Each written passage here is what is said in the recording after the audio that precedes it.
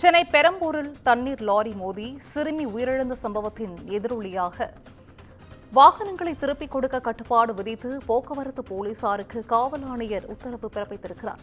காலை 7 முதல் 12, மாலை 4 முதல் 8 மணி வரையில் பள்ளிகள் உள்ள நேரங்களில் கனரக வாகனங்களை அனுமதிக்கக்கூடாது என்றும், விபத்துக்களை ஏற்படுத்தும் வாகனங்களை குறைந்தது 100 நாட்களுக்கு திருப்பி அளிக்கக்கூடாது என்றும் காவல் ஆணையர் உத்தரவிட்டிருக்கிறார். பள்ளி நேரத்தில் கனரக வாகனங்களுக்கு கட்டுப்பாடானது விதிக்கப்பட்டிருக்கிறது. இதுகுறித்த முக்கிய செய்தியை தற்போது பார்த்து வருகிறோம். சென்னை பெரம்பூரில் தண்ணீர் லாரி மோதி சிறுமி உயிரிழந்த சம்பவத்தின் எதிரொலியாக பள்ளி நேரத்தில் கனரக வாகனங்களுக்கு கட்டுப்பாடானது விதிக்கப்பட்டிருக்கிறது. காலை 7 முதல் 12, மாலை 4 முதல் 8 மணி வரையில் பள்ளிகள் உள்ள நேரங்களில் கனரக வாகனங்களை அனுமதித்தால் கடும் நடவடிக்கை மேற்கொள்ளப்படும் என்றும், விபத்துக்களை ஏற்படுத்தும் வாகனங்களை குறைந்தது 100 நாட்களுக்கு திருப்பி அளிக்கக்கூடாது என்றும், பள்ளிக் கல்லூரிகளுக்கு அருகே போக்குவரத்து காவலர்கள் தீவிர கண்காணிப்பு பணியில் ஈடுபட வேண்டும் என்றும் காவல் ஆணையர் அருண் தற்பொழுது தெரிவித்திருக்கிறார். கூடுதல் விவரங்களை செய்தியாளர் சுப்பிரமணியன் வழங்கிட கேட்கலாம். சுப்பிரமணியன், வணக்கம். பள்ளி நேரத்தில் கனரக வாகனங்களுக்கு கட்டுப்பாடு விதிக்கப்பட்டிருக்கிறது. கூடுதல் விவரங்களை பதிவு செய்யலாம். சென்னை பெரம்பூரில் நேற்று தண்ணீர் டேங்கர் லாரி மோதி சிறுமி உயிரிழந்த சம்பவம் அதிர்ச்சியை ஏற்படுத்தி இருந்தது. இந்த சம்பவம் தொடர்பாக லாரி ஓட்டுநர் கைது செய்யப்பட்டு சிறையில் அடைக்கப்பட்டிருக்கிறார்.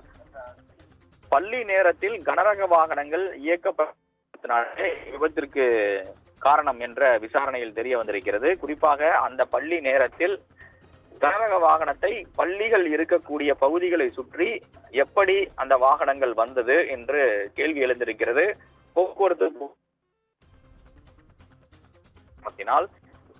போக்குவரத்து காவல் ஆய்வாளர் சுடலைமணியை சஸ்பெண்ட் செய்து காவல் ஆணையர் அருண் உத்தரவிட்டார். அதே போல உதவி ஆணையர் சத்தியமூர்த்திக்கு நோட்டீஸ் வழங்கப்பட்டு துறை ரீதியான நடவடிக்கை எடுப்பதற்கான விசாரணையும் மேற்கொள்ளப்பட்டு நடந்து வருகிறது. இந்த நிலையில் கனரக வாகனங்களுக்கென்று கட்டுப்பாடுகளை விதித்து அதனை முறையாக கண்காணிக்க வேண்டும் என்று போக்குவரத்து போலீசாருக்கு சென்னை காவல் ஆணையர் அறிவுறுத்தல் செய்திருக்கிறார்.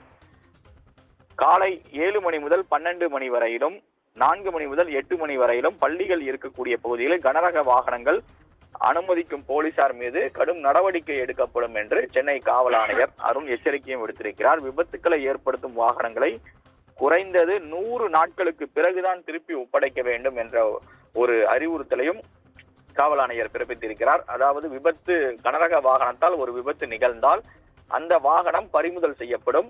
அதன் பிறகு வழக்கு பதிவு செய்யப்பட்டு அதனை ஒப்படைப்பதற்கான சட்ட நடவடிக்கைகளை நீதிமன்றம் மூலமாக மேற்கொள்ளப்படும்.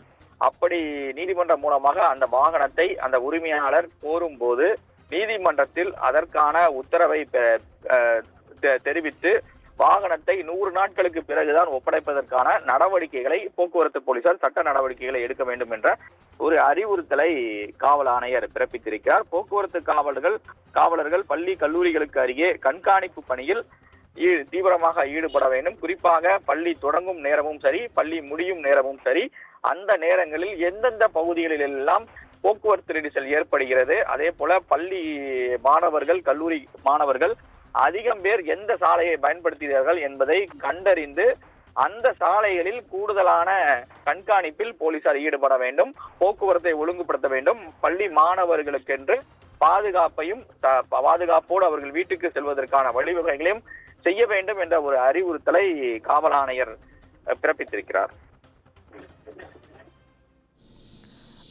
விவரங்களை வழங்கியமைக்கு நன்றி சுப்பிரமணியன்.